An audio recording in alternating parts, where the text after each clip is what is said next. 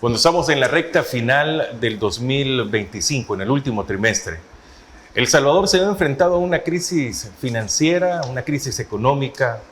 Prácticamente no hay dinero en el país, pero se habla de mucha prosperidad, se habla de mucho crecimiento y también de muchos préstamos, porque El Salvador continúa siendo el país donde el Congreso, la Asamblea, el Parlamento, como usted quiera, pero es la Asamblea Legislativa, continúa endeudando al país. ¿Esto beneficia al bolsillo suyo? No sé, piénsalo.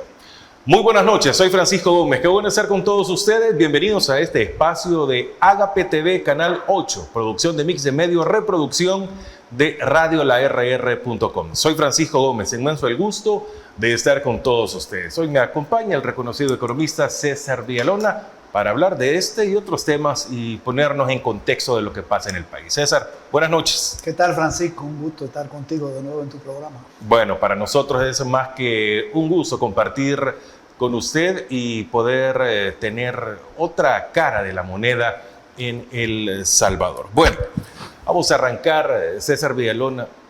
Hay muchos rumores de que el Fondo Monetario Internacional agarró sus maletas y se fue. Otros dicen de que ya está listo el siguiente desembolso para el país.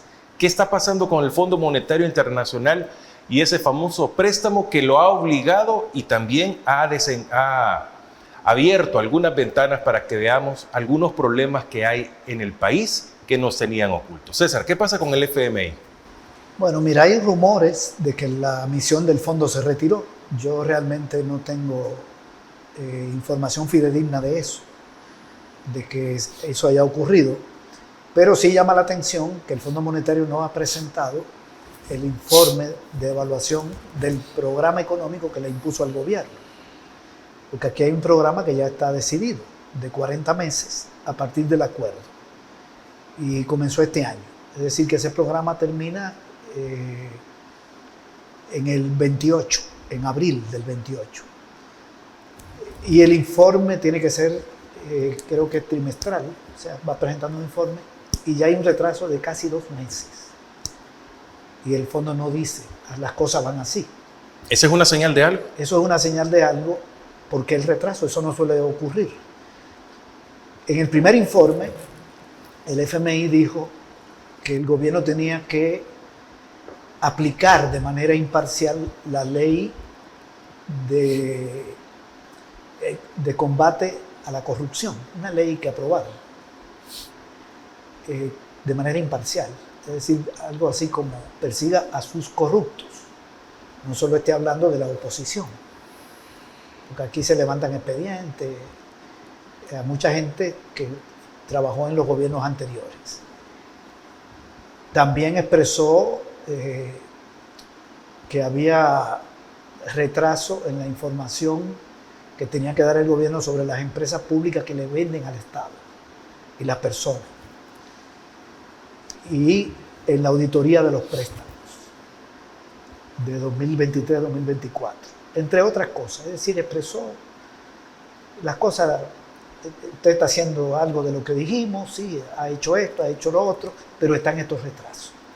Pues puede ser, esto puede quedar en el ámbito de la especulación, que haya cierta molestia del Fondo Monetario, de las autoridades de su equipo, con la política que está aplicando el gobierno. Claro, pero eso es una especulación. Sí, es puede ser que no pase nada también. Puede ser. César, ¿el dinero se entrega, como dicen, por puchitos, por sustos, de a poco, o se da completo ese préstamo? No, se va entregando según el gobierno va cumpliendo. Firmaron el convenio, luego el fondo hizo un desembolso, creo que fue de 113 millones, luego hizo otro y así va haciendo desembolso. Son 1.370 millones, pero no se lo da de un solo, sino que es contracumplimiento. Entonces están pendientes de desembolsos.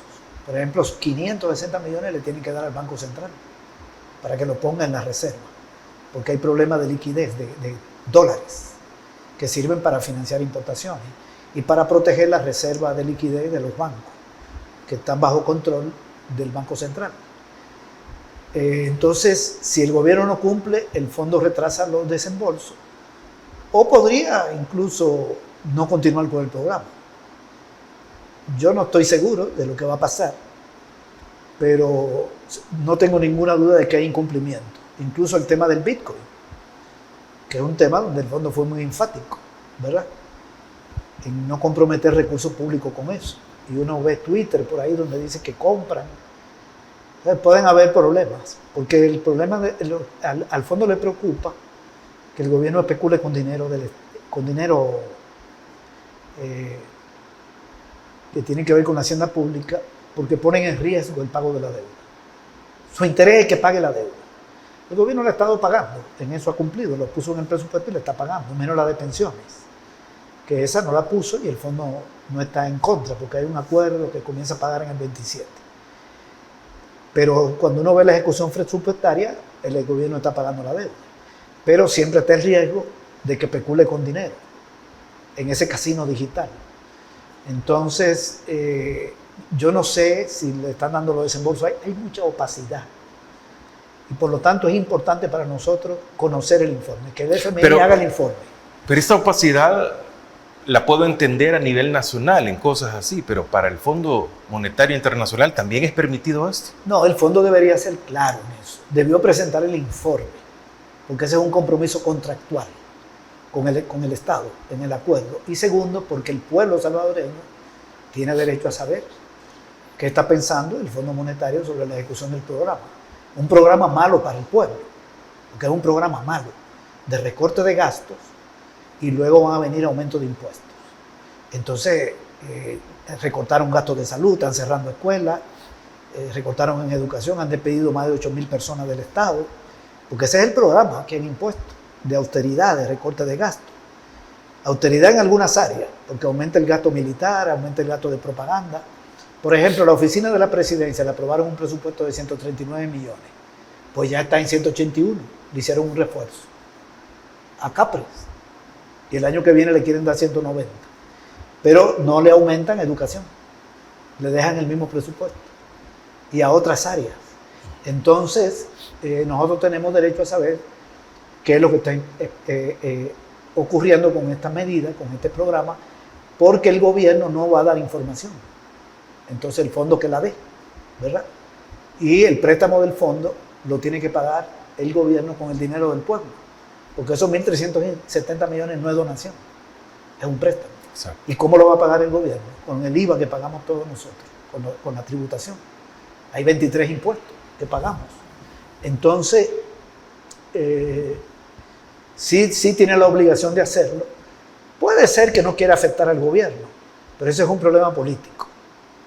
Y aquí yo creo que ellos tienen una obligación legal de dar la información de qué es lo que está sucediendo. Bueno, voy a hacer la primera pausa. Al regresar vamos a hablar de la propuesta del presupuesto general de la Nación, el presupuesto que ha sido presentado por el ministro de Hacienda a la Asamblea Legislativa y que está en una gran discusión. Hacemos una pausa y ya regresamos.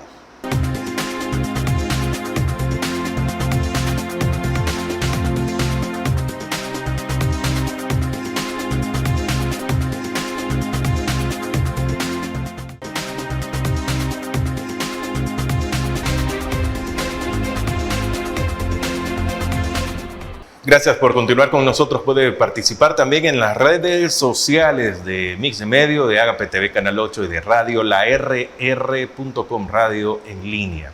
César Villalona, economista, está con nosotros. César, conocimos en los últimos días que se presentó el presupuesto, la propuesta del presupuesto general de la Nación a la Asamblea Legislativa por parte del señor ministro de Hacienda. ¿Qué comentarios podemos tener sobre esta presentación? Que por cierto, ayer se le preguntó a Ernesto Castro qué comentarios había y dijo, son los mismos datos. Eso fue lo que se limitó a decir. Sí, o sea, dijo, se va a aprobar como llegó aquí al Congreso, a la Asamblea Legislativa. Mira, es un presupuesto malo para el pueblo. Voy a tratar de darte detalle. El monto está en 10.096 millones, o sea que se supone, en 10.556 millones. Se supone que eso es lo que el gobierno quiere gastar el año que viene, 10.556 millones. El presupuesto de este año es un poquito menor, pero el del 24 fue de 11.443. O sea, tiene 900 millones menos, casi 900 millones menos que el de hace 2 años. ¿Cómo tú vas a gastar en el 26 menos que en el 24, cuando las necesidades son crecientes? Cuando acaba de salir una información donde la pobreza ha crecido. Y de ahí una problemática social enorme. Entonces, de entrada ya no se ve bien, porque es un presupuesto chiquito. Segundo, ese presupuesto tiene un cálculo irreal. Ellos parten de que van a recaudar tanto dinero de los impuestos, porque la producción nacional, el Producto Interno Bruto, va a crecer 3.1. Y el Banco Mundial dice que el año que viene la economía salvadoreña va a crecer 2.5. Lo mismo está diciendo la CEPAL. Entonces está sobreestimada la recaudación. Tercero, el 87% del dinero lo van a financiar con impuestos. Falta un 13%. Ese 13 son 1.373 millones. ¿Sabe de dónde va a salir ese 1.373? De desembolso de 41 préstamos que ya están aprobados. Desembolsos. 41 préstamos aprobados, va a haber desembolso. Por 1.337 millones. O sea que trae un endeudamiento de 1.373. Y ahí no se incluye lo que agarran de las AFP, que son 600. Ya estaríamos llegando a 2.000 millones. Ni se incluye préstamos que van a aprobar el año que viene, porque todos los años están aprobando préstamos. Es decir, que es un presupuesto con un alto nivel de endeudamiento para ser financiado. Ok. Tiene recorte de plaza en áreas importantes. Por ejemplo, al Ministerio de Educación le recortan 155 plazas. Educación, que es importante. A ANDA le quitan 503 plazas en un país con crisis de agua permanente. Y le quitan también a CEPA. Pero van a aumentar áreas, van a aumentar empleo en la oficina de gobierno, en la presidencia de la República, porque van a crear una Secretaría de Valores con $2 millones. Van a aumentar salario en la presidencia de la República. Hay un gasto mayor y $1 millón más en propaganda. A las dos, la Secretaría y la oficina de prensa. Y le suben a los militares $21 millones. Entonces uno ve que suben a los militares $1 millón a la Cancillería y a la oficina de la presidencia le suben 9 millones para una Secretaría de Valores. Eso no repercute en beneficio del pueblo, de lo que te estoy hablando. Ni el de la Cancillería, ni el de los militares, ni este. Y cuando uno va a las áreas sensibles, podemos verlo en desglose. Por ejemplo, el Ministerio de Agricultura le quitan 8 millones. Al de Obras Públicas le quitan 26 millones, en un país con muchos problemas de infraestructura. Al de Economía le quitan el 53%, más de 90 millones. Le recortan a 2 programas, uno que es para atraer inversión extranjera y fomentar exportaciones, y a otro que es para generar empleo en población vulnerable. Le hacen un recorte. Entonces, el Ministerio de Economía lo golpea. También hay reducción en agricultura y obras públicas, pero también en educación. Me quiero detener en este presupuesto. A educación le congelan el gasto de parvularia, es decir, que calculan que no habrá mayor cobertura en parvularia. El mismo presupuesto, 76 millones. Al programa de educación media le dejan el mismo presupuesto. A la Universidad de El Salvador le quitan 1.6 millones. Ese presupuesto se reduce, de educación universitaria. Le quitan a un programa que se llama Crecer y Aprender Juntos, de 200 millones a 175. Le quitan 29 millones a un programa que el gobierno lo vende como emblemático. Y es para un modelo de calidad educativa de niños de 0 a 1 año. Recorte ahí. Fíjate bien. Menos a la universidad. Lo mismo en parvularia y en media. Recorte a un programa para niños. Recorte de 14 millones a Crecer y Aprender. Así se llama el programa. 53%. Este es para bachillerato técnico. Al programa de Mi Escuela, a ese le quitan un poquito. El vaso de leche lo van a dar 2 días a la semana. Está escrito.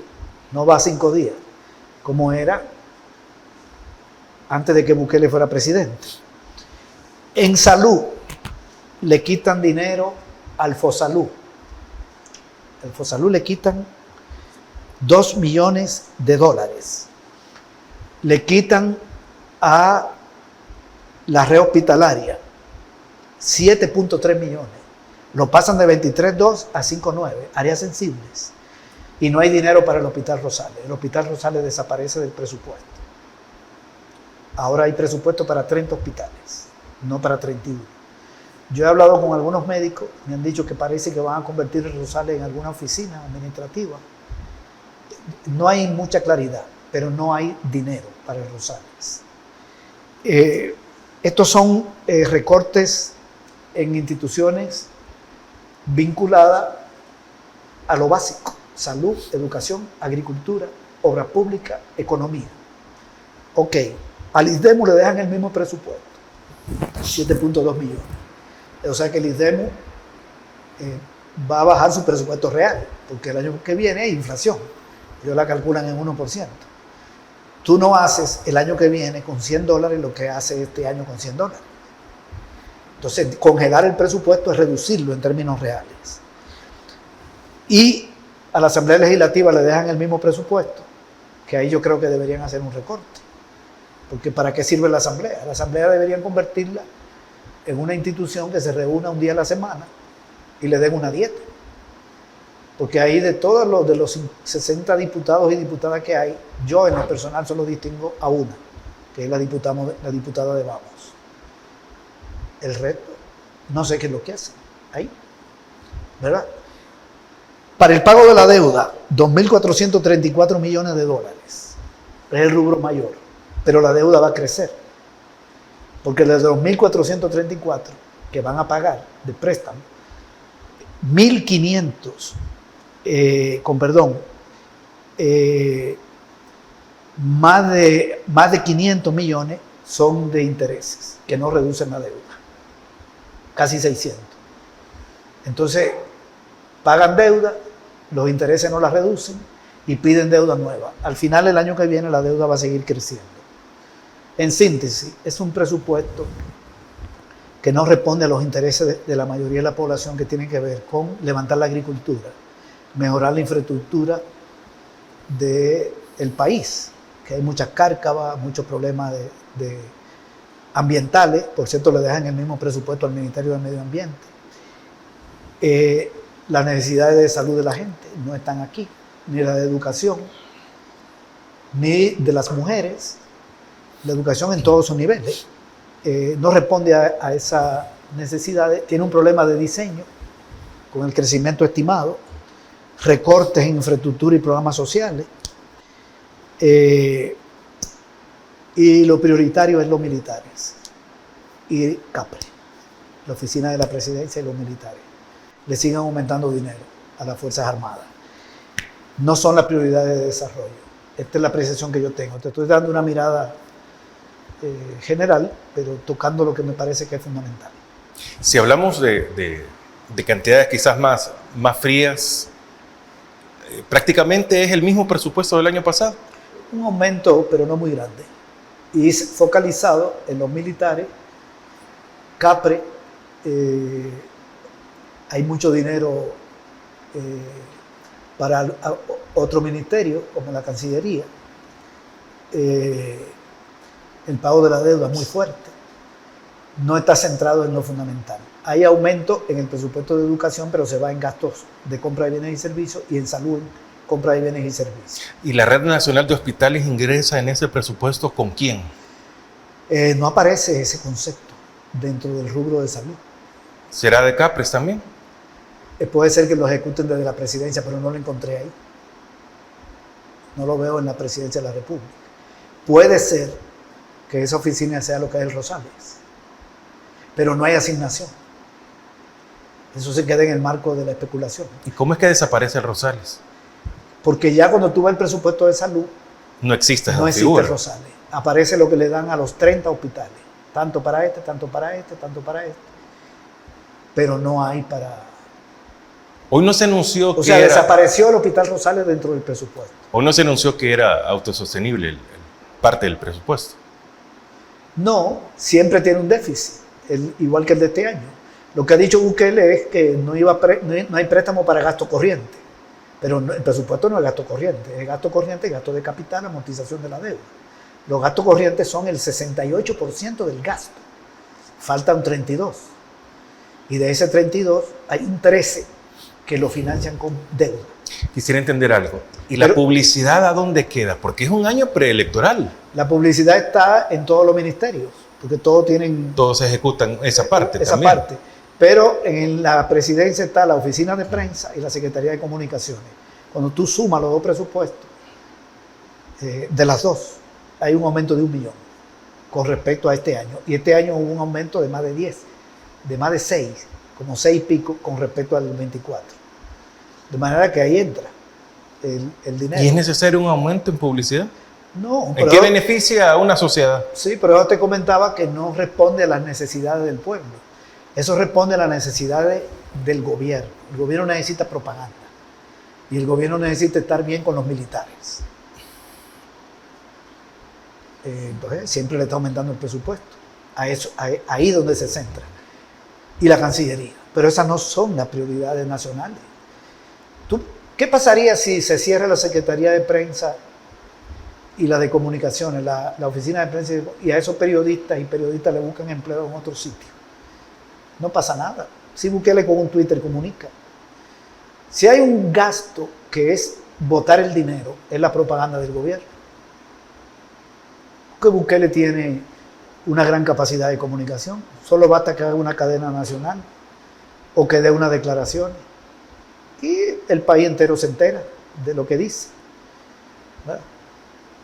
Otro que gasta mucho en propaganda, mucho, es el ministro de Obras Públicas. Se está todos los días en la calle diciendo que ya están los planos de una obra, que ya viene una obra, que están pensando en una obra, pero casi nunca inaugura. No sé si tú te has fijado en eso. Tiene 6 años y creo que ha inaugurado 2 o 3 obras. Entonces, ahí se pierde mucho dinero, pero es parte de la necesidad del gobierno, de la necesidad de política. Okay. Bueno, vamos a hacer una nueva pausa. Está con nosotros César Villalona, economista en No sé, piénsalo.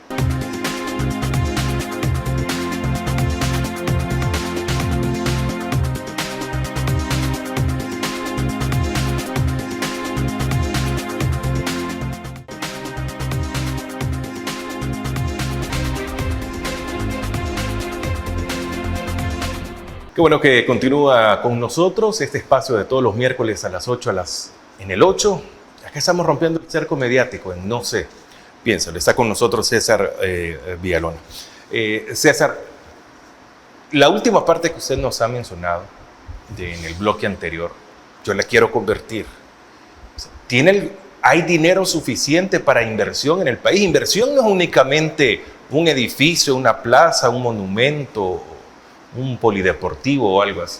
¿Hay dinero para la inversión en El Salvador en lo que resta del periodo? Bueno, el Estado tiene dinero, porque el Estado recauda mucho dinero de los impuestos que pagamos, que por cierto están creciendo, porque han crecido las remesas. Entre enero y agosto las remesas han crecido en casi $1.000 millones con respecto a... Entonces la gente compra, se dinamiza la economía. Una medicina, lo que sea, en una farmacia, y hay pagas IVA en todo. Entonces está recaudando gracias a la remesa. Tiene dinero, el problema es cómo lo ubica, cuáles son las prioridades. Mira, te voy a poner el ejemplo de este año. Tú hablabas de inversión. Pusieron 1.331 millones en activos fijos en la inversión de este año. Ese es el presupuesto ya modificado. Es decir, que el gobierno va a hacer obras, carretera, puente, sistema de riego, escuelas, hospitales, etcétera, valorado en 1.331 millones. Eso lo ponen en el presupuesto. ¿Saben cuánto han ejecutado hasta el mes de agosto? El 16% de ese dinero. Es decir, 212 en 8 meses. Cuando termine el año habrán ejecutado el 25%. Por lo tanto, de los 1.331 no ejecutan 1.000 millones. Esa es la realidad de estos años. El año que viene vuelven a poner otro gasto de inversión, más pequeño que el de este año, y no lo ejecutan menos. Entonces, sí hay recursos, el gobierno maneja dinero, y sí lo pone en la partida presupuestaria, pero luego ejecuta una mínima parte. Todos los gobiernos del mundo, en todas las épocas, hacen inversiones. Aún en el país más deprimido, los gobiernos hacen una carretera o reparan una carretera. Eso ocurre aquí, en Haití, en Estados Unidos, para ponernos en diferentes escenarios. Y en cualquier gobierno se hace alguna obra. Lo que podemos decir de este es que hace muy poca y que pone recursos en el presupuesto y luego hace mucho menos de lo que pone. Entonces tenemos un déficit en infraestructura muy grande. Por eso cualquier lluvia genera un montón de problemas en el país, en escuelas, en hospitales, en las calles. Yo creo que eso se está agravando, el problema ambiental, el problema de los desagües, el problema del agua. Imagínate que este año le quitaron $1 millón a ANDA, este año, del presupuesto. El año que viene le quitan 500 plazas. Y a cada rato hay un corte de agua. Esto tiene que ver con infraestructura de agua. ¿Esa es inversión? Eso es inversión, porque la inversión es una obra, un activo, cuando dicen activo fijo. A mí me dijo un ingeniero que cuando una tubería se repara, digamos que tiene 30 años y se daña un tramo de 20 metros, para poner un ejemplo, cuando eso se repara, puede durar 30 años. Aquí hicieron una reparación y duró horas. Y se dañó. Un doble gasto. Un doble gasto. Incluso hay una empresa con la que hicieron un contrato y luego lo anularon, pero el dinero se perdió. Pero eso suele pasar. Eso está pasando. Y uno no se entera de cuáles son las empresas. Esto salió a la luz porque rompieron el contrato. Es decir, malas contrataciones. Entonces la infraestructura del país, hay mucho deterioro en ella, en la infraestructura, muchas escuelas, hospitales, calles, Cárcava, eso no lo ves. Y no hay un énfasis en la inversión. Han invertido 212 millones en obras y construcciones. Van a llegar a 300. ¿Usted sabe cuál es el gasto de la Fuerza Armada? Más de 300. ¿Qué es prioritario? La obra. No estoy diciendo cerrar la Fuerza Armada, cerrar el Ministerio de Defensa, pero hay que tener austeridad ahí. Ahí lo que hay es un gasto creciente y las obras no. El Ministerio de Vivienda, ¿cuál es el presupuesto del Ministerio de Vivienda? Te voy a dar un ejemplo para que veas lo de las prioridades. Aquí lo tengo, el presupuesto del Ministerio de Vivienda. El Ministerio de Vivienda, si tú buscas te metes en la página web y buscas su misión, sus objetivos, es para hacer vivienda digna, para sectores de bajo ingreso. El presupuesto son $11 millones este año. De ahí se van en salario, compra de bienes y servicios, como 7. ¿Cuántas viviendas se pueden hacer? Ni 100. ¿Y cuál es el déficit de vivienda del país? 400.000, entiendo. Casalco habla de entre 400.000 y 500.000. Quedémonos en 400. ¿Para qué existe este ministerio? Si lo que van a hacer son 50 casas. Eso no tiene ningún sentido. El año que viene le dan 13. Le suben de 11 a 13. Pero al ramo de, yo vuelvo en esto, a la presidencia, 190. ¿Qué preferimos nosotros? ¿Oficina de propaganda en el gobierno o dinero para el Ministerio de Vivienda? Dinero para el Ministerio de Vivienda. Claro. Es más, ese presupuesto que se puede gastar, porque es un gasto, en comunicaciones, todos los demás son prioritarios. Todos. Salud. Mucho más útil. Sí. Menos el de la Fuerza Armada. Claro. Bueno, pero no es peor que la comunicación, porque además es una comunicación que no es tan objetiva, ¿verdad? Sino que tiene sus componentes manipuladores, para colmo. Porque si fuera para informar cosas que el pueblo debe enterarse, que son positivas, está bien. Yo creo que un gobierno tiene que informar. Pero para colmo ni siquiera es eso. Le ponen 2 millones a la Secretaría de Valores que van a crear, una secretaría nueva, para inculcar valores tradicionales, valores conservadores. 2 millones de dólares a una secretaría. ¿Y qué alcance puede tener eso? ¿O es para justificar algo? Pero bueno, como es salario, son 2 millones de salario, divulgar ideas conservadoras. Pero ¿por qué no se lo dan al de vivienda? Fíjate que la Procuraduría de los Derechos Humanos le quitan 2 millones el año que viene. Claro, esa Procuraduría ya se sabe que no está haciendo su trabajo, ¿verdad? Porque no da declaraciones a favor de la violación a los derechos humanos que el Estado comete contra la población, que es su labor, defender a la población de las violaciones de los derechos. Tiene una labor moral, no lo hace. El presidente dice, hay 7.000 inocentes presos. El presidente. Y ella no dice, eso es violación de los derechos humanos. Hay que liberarlo. Ok, pero es una secretaría que se necesita, el resultado de los acuerdos de paz. Le quitan 9 millones. En realidad, podría funcionar como con una dieta. Una señora con una dieta. Y que le den $50 a la semana, para que toda la semana ella diga algo. Yo creo que así podría funcionar, porque ¿qué labor tiene? Ahora, no es lo que debería hacer la Secretaría, pero cuando tú ves el recorte, ve que además el gobierno no tiene interés en esa estructura.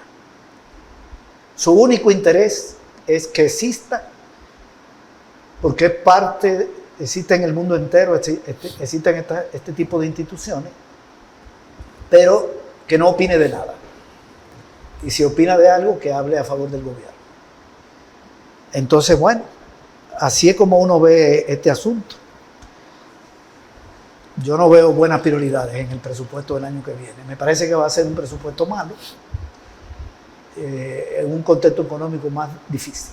Bueno, voy a hacer una nueva pausa. Está con nosotros César Villalona, él es economista, acompañándonos en Agape TV, Canal 8, en No sé, piénsalo.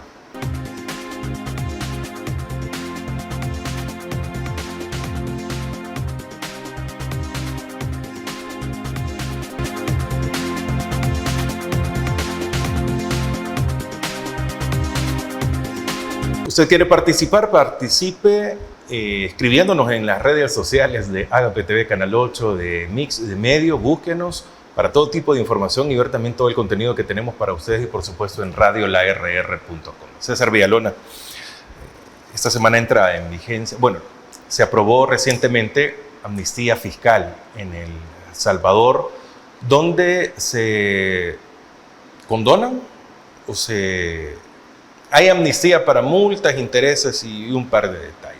No es que usted no va a pagar los impuestos, sino que para las multas e intereses y que se pueda tener un plazo también para el pago. Pero ¿esto a quién beneficia realmente? Mira, yo creo que eso son medidas...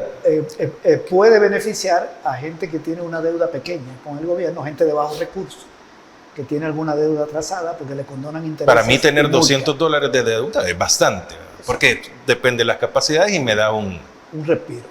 Te dicen paga los 200 y ya no va a haber interés ni multa. Pero hay una serie de deudores que son muy poderosos. Yo me acuerdo cuando publicaba esa lista en el gobierno de Serén, y ahí aparecían oligarcas con deuda de millones de dólares. Yo creo que para ese sector no, para ese sector muy adinerado, lo que conviene es que el gobierno cobre. Estoy de acuerdo con una amnistía a un pequeño empresario, a gente que tiene alguna deuda pequeña, pero no a estos grandes que tienen más del 95% de la deuda, ¿verdad? Lo que procede es el cobro. ¿Recauda el Estado? ¿Logra? Generalmente se recauda un poco, no se recauda tanto, pero por la experiencia que vimos en los gobiernos anteriores, que habían ciertas amnistías, había un poco de recaudación. Pero eso no resuelve los problemas financieros del gobierno. No lo resuelve. A mí me parece que sería bueno amnistía a quienes deben hasta tanto, digamos, aprobadas así. Un pequeño empresario que esté asfixiado, que le cayeron las ventas, que tiene tal problema. Pero ahí no está la mayoría de la recaudación, porque esas son deudas pequeñas. Son fuertes para el que debe, para la persona que debe o el empresario. Pero en términos de montos son chiquitos. Los grandes montos son de los grandes deudores. Y esos, ellos no pagan. Porque aquí para cobrarles es muy complicado. Le ponen una multa en Hacienda. Van al Tribunal de Apelaciones de Hacienda. Si ahí lo vencen, el caso pasa a la sala de los contenciosos. Puede pasar años. Si ahí lo vencen, pasa a la fiscalía y puede pasar años. Por eso yo recuerdo que en el gobierno de Serén se presentó un proyecto de cobro administrativo, así se le llamaba, que era para que cobrara directamente Hacienda, sin que eso pasara a la sala de lo contencioso ni a la fiscalía. Pero no encontró los votos de la oposición de derecha al gobierno. Hoy eso se podría aprobar para que el gobierno agilice las compras, los cobros. Pero yo creo que no hay interés de pelearse o de exigirle a los grandes, porque los grandes están gobernando. ¿Hay déficit económico en este país para el gobierno? ¿Hay? ¿Se necesita dinero en el gobierno? Sí, los gobiernos necesitan más recursos de todos nuestros países, pero tienen que conseguirlo de los que tienen, de los sectores que tienen. Impuestos a la propiedad, al patrimonio, a quienes tienen viviendas de lujo, porque las necesidades de salud, de educación, de agua, de servicios son grandes. ¿Qué es lo que se necesita? Un gobierno con más dinero, recaudado de los que tienen e invertido a favor de los que menos tienen. De eso se trata, de redistribuir. Entonces aquí no se recauda de los que más tienen, porque la estructura tributaria desde hace mucho tiempo siempre ha sido regresiva.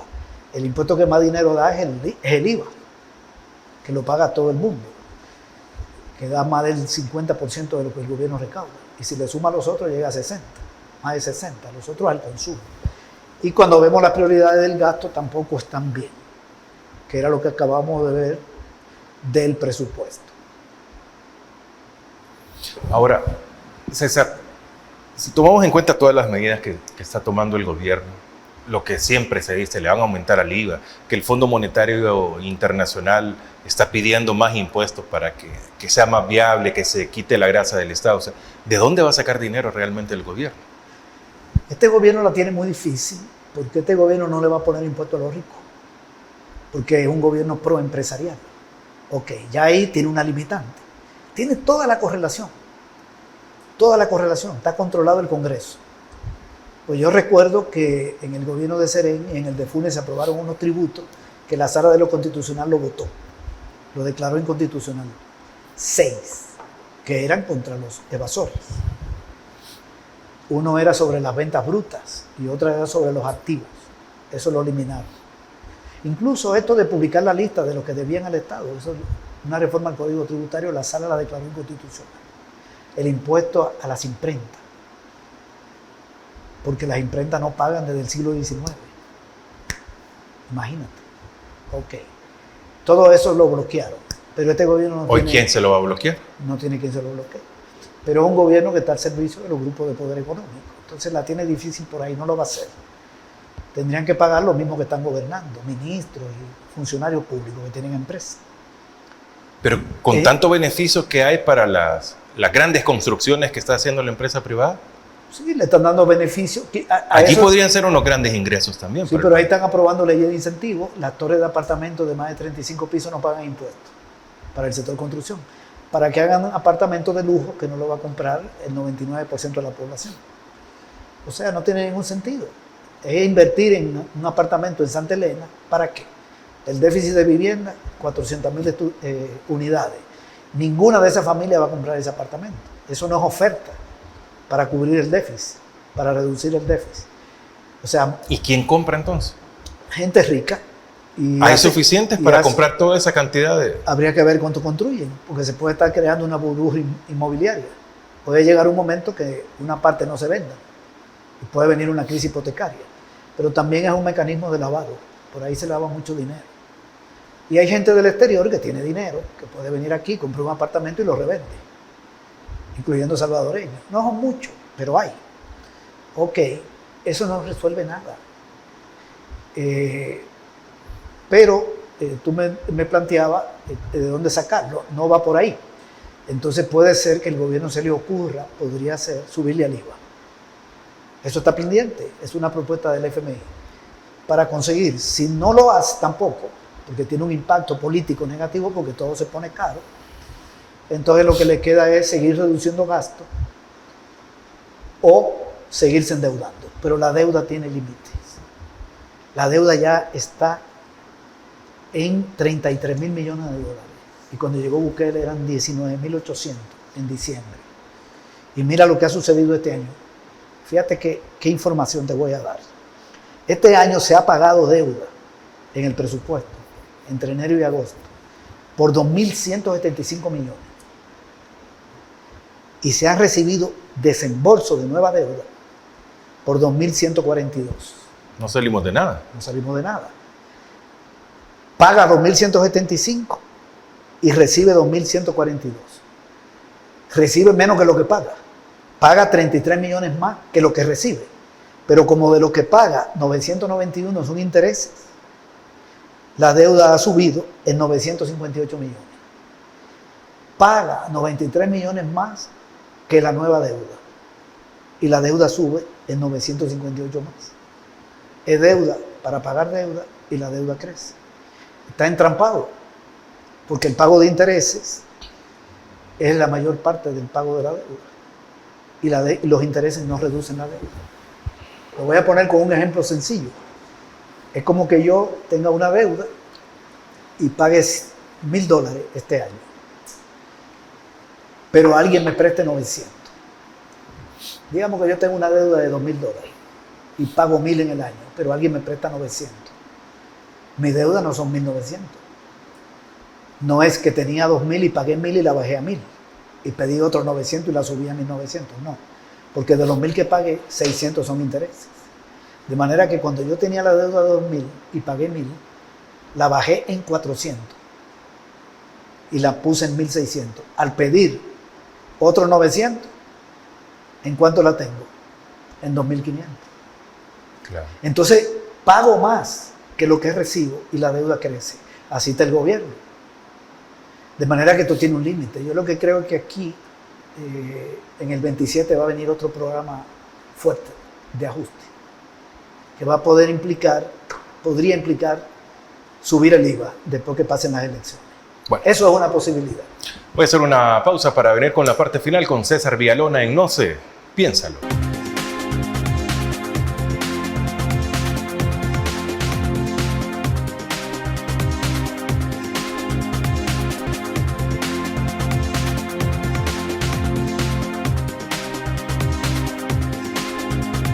Vamos a la parte final de esta interesante plática reveladora, pero aparte de interesante, es preocupante. Bueno, César Villalona, esta semana hemos conocido la formación de una nueva organización llamada CONADESA, que va sobre todo al sector salud. Hizo denuncias, parte del secretario general del CIMETRIS, Rafael Aguirre, el doctor Rafael Aguirre, denuncias impactantes que dan escalofrío, pero lo importante es que hay organización, César. ¿Cómo lee usted esta? Sí, a mí me parece un buen paso que un grupo de organizaciones hayan creado esta alianza. Eso es como un frente de organizaciones alrededor del tema de la salud, para defender la salud, porque hay un deterioro en la salud. Uno lo ve en los presupuestos. Este año, por ejemplo, han cerrado 50 unidades de salud, eso es público. Han despedido personal de salud. El escalafón de salud, por ejemplo, se lo están dando solo a una franja de la población. Hay problemas de todo tipo, enfermedades prevenibles que están creciendo. Ahí están los informes, el boletín epidemiológico que presenta el ministerio. Incluso la mortalidad materna está más alta. Creo que pasó de 26 por 100.000 niños y niñas que nacen a 28 o 29 en estos años. Hay problemas de la cantidad de personas que tarjetavientes del Seguro Social y los especialistas van a cerrar el Hospital Rosales, aparentemente, porque no está en el presupuesto. Hay que esperar a ver qué es lo que va a pasar con eso. Y los hospitales no tienen suficientes recursos. Este año le recortaron 54 millones a los hospitales, le subieron 53 millones a los militares en el presupuesto. Incluso recibe más dinero un hospital de mascotas que 17 hospitales públicos. En todo ese contexto de problemas de la salud, encarecimiento de las medicinas, que es tremendo, que se forma un movimiento de defensa de la salud me parece muy bueno, que tiene que tener una labor de presión al gobierno, de propuesta, de luchar para que la salud mejore, para que se le asigne más recursos. Pero además, aquí hay posibilidades de privatización. Porque en esta nueva ley que aprobaron, que tú mencionaste, ahí se habla de la posibilidad de concesionar servicios de salud al sector privado. Y la concesión es una forma de privatización. De manera que aquí se está presentando una situación parecida a la del 2001-2002, cuando había un intento de Arena de privatizar la salud. Aparte de todos estos problemas que señalé, de encarecimiento, deterioro de los servicios, encarecimiento de las medicinas, escasez de medicina. Y eso hay que frenarlo. Entonces el movimiento social tiene una tarea importante aquí. Entonces yo saludo ese esfuerzo en el marco de la legalidad vigente, ¿verdad? Porque hay que aprovechar los espacios legales que hay. No se trata de una organización que surge para cometer ilícitos, sino para defender la salud del país, que según la Constitución debe ser una de las prioridades del gobierno, y el gobierno debe garantizarla, junto con la educación, el empleo, etc. Debe garantizarla, así está en la Constitución. César Villalona, muchas gracias por habernos acompañado. Gracias a ti. A ustedes, muchas gracias por habernos acompañado. Soy Francisco Gómez. El próximo miércoles los espero por acá a las 8, en el 8, en este espacio. No sé, piénsalo. Buenas noches.